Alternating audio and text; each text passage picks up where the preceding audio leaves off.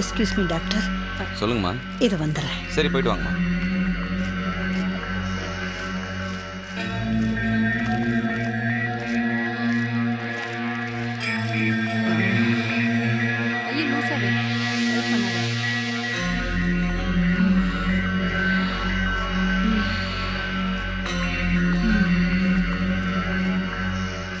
அம்மா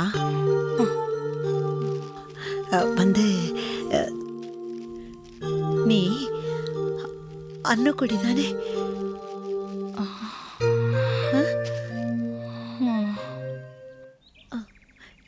என்ன தெரியுதம்மா?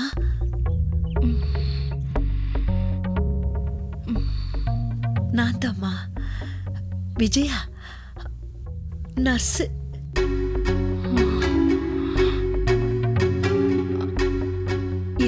வருஷத்துக்கு முன்னாடி இதே ஜெயில் ஆஸ்பத்திரியில நான் நர்ஸா இருந்தேன். அப்போ உனக்கு ஒரு குழந்தை பிறந்துச்சு.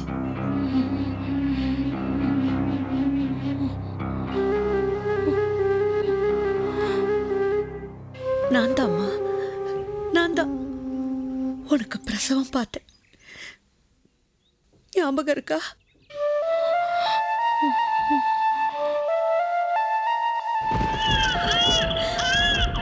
அண்ணம்மா பாரு, உனக்கு அழகான பெண் குழந்தை பிறந்திருக்கு. பாருமா.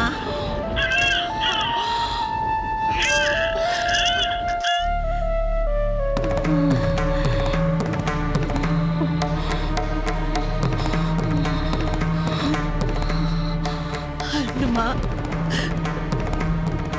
குழந்தைய குளிப்பாட்டும் போது ஜன்னி வந்து செத்து போச்சம்மா.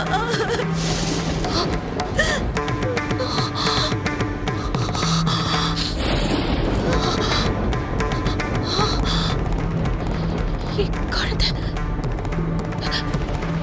செத்து போச்சா?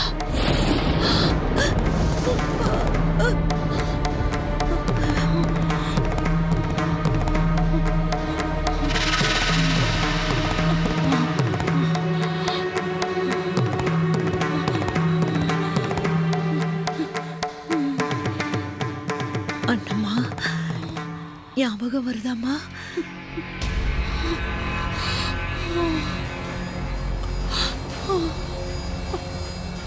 அண்ணக்குடி, முதல்ல என்ன மன்னிச்சிடுமா.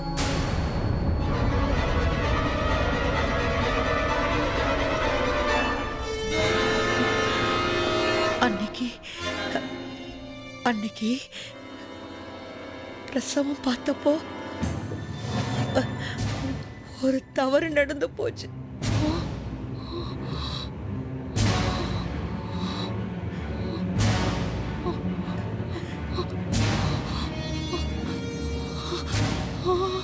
பிரசவத்துல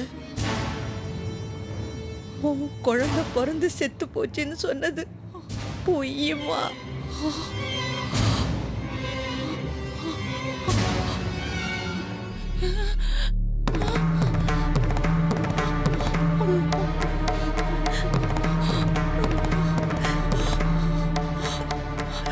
குழந்தை சாகலமா?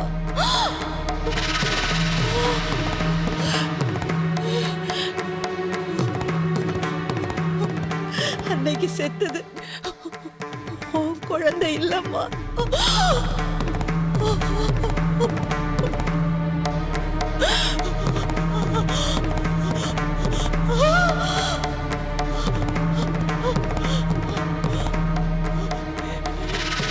அன்னைக்கு செத்து போனது உன் குழந்தையே இல்லம்மா.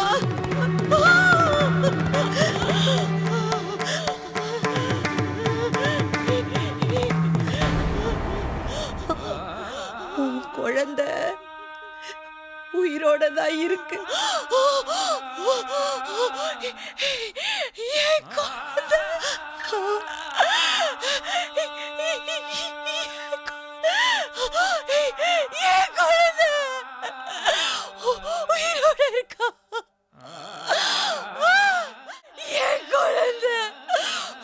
உயிரோட இருக்கா? ஆமா ஆமாம்மா. என் குழந்தை உயிரோட இருக்கா. என் குழந்தை உயிரோட இருக்கா. ஆமாம்மா. சொன்ன கேளு. அண்ணம்மா சொன்ன கேளு. அண்ணம்மா ஐயோ அண்ணம்மா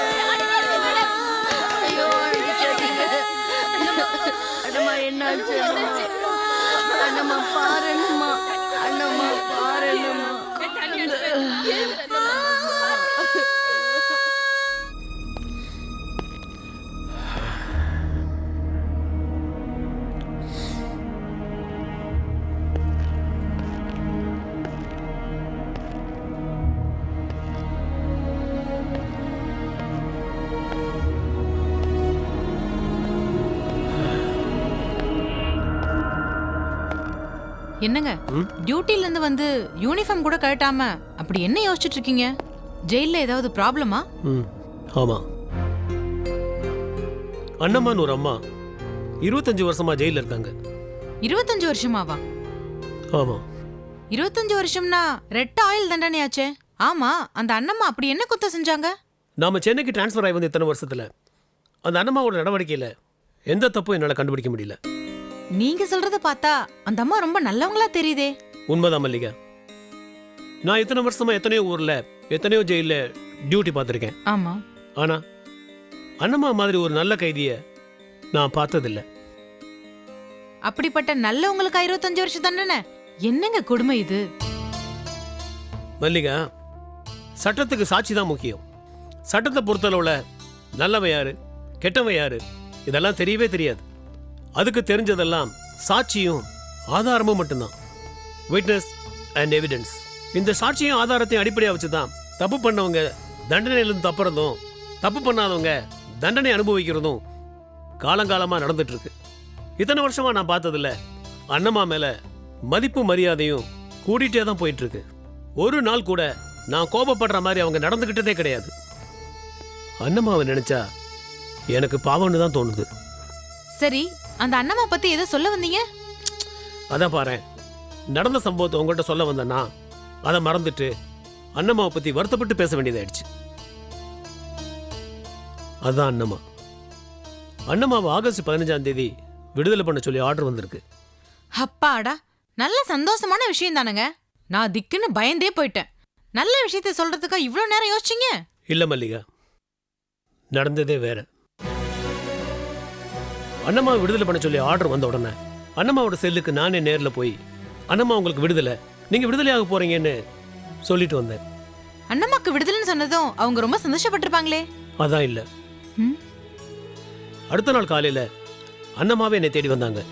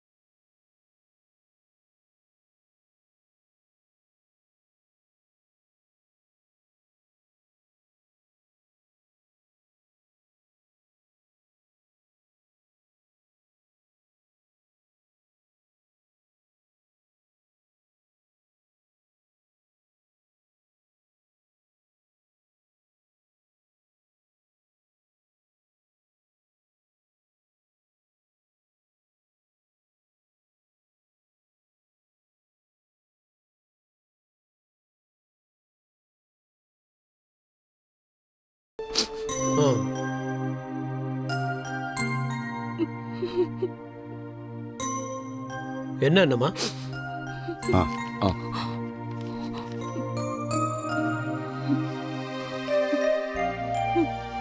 எடுத்துக்கங்க.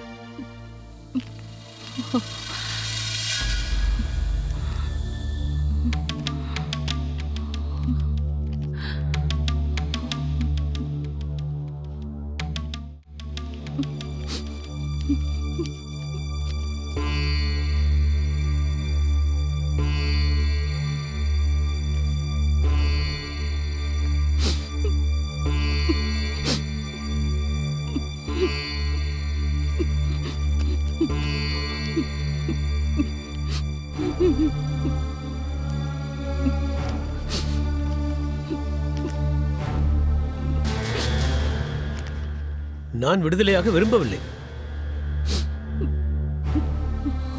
அண்ணம்மா கொஞ்சம் நில்லுங்க.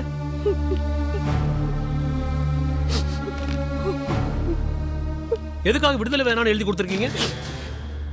சொல்லுங்க, என்ன காரணம் சொல்லுங்க. சொல்லுங்க அண்ணம்மா.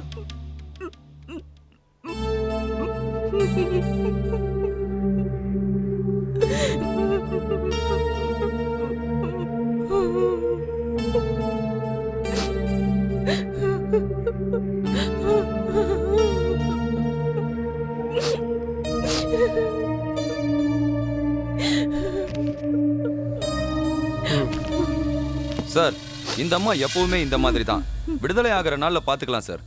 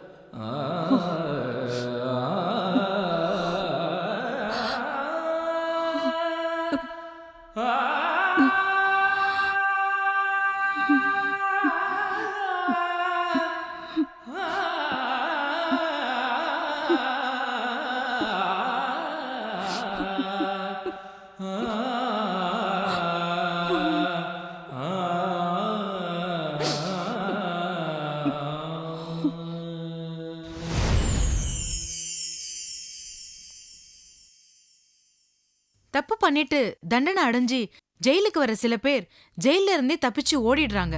ஆனா இந்தம்மா என்னடான்னா அவங்களுக்கு விடுதலை கொடுத்தோம் அத வேண்டான்னு எழுதி கொடுத்துட்டு போயிட்டாங்கன்னு சொல்றீங்க. ஆமா, நானும் முதல்ல அதை சாதாரணமா தான் நினைச்சேன். விடுதலை ஆகும்போது எல்லாம் சரியாயிருன்னு இருந்தேன். ஆனா அவங்க தீர்மானமா விடுதலையாகி போக முடியாதுன்னு எழுதி கொடுத்துட்டு போயிட்டாங்க. அதுக்கு அவங்க சொன்ன காரணம் தான் ரொம்ப பரிதாபமா இருந்தது. என்ன சொன்னாங்க? அண்ணம்மா, நீங்க உள்ள வரும்போது எடுத்த லிஸ்ட் படி எல்லாமே சரியா தான் இருக்கு. வேற என்ன குறையுது?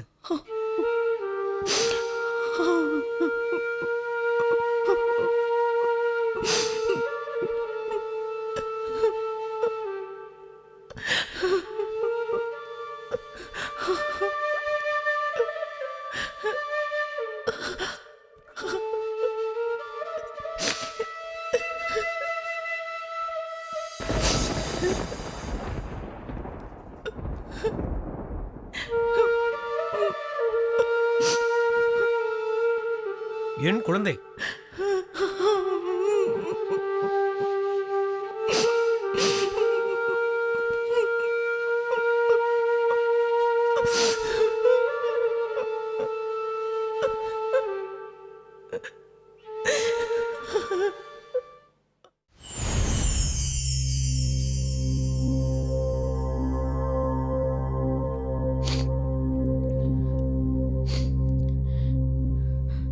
அட பாவமே, வயித்துல குழந்தை உருவாகி உறவுன்னு சொல்லிக்க ஒரு குழந்தைய கொடுத்த ஆண்டவன் உடனே தட்டி பறிச்சு அந்த அம்மாவோட குழந்தைய கொன்னுட்டானே. என்னங்க இது? அதோட போயிருந்தா பரவாயில்லையே. அண்ணம்மாவுக்கு ஒரு முறை கவுன்சிலிங் பண்ணி அவங்களுக்கு புரிய வச்சு அவங்கள விடுதலை பண்ணிடலாம்னு நினைச்சேன். ஆனா அதுக்குள்ள அதுக்குள்ள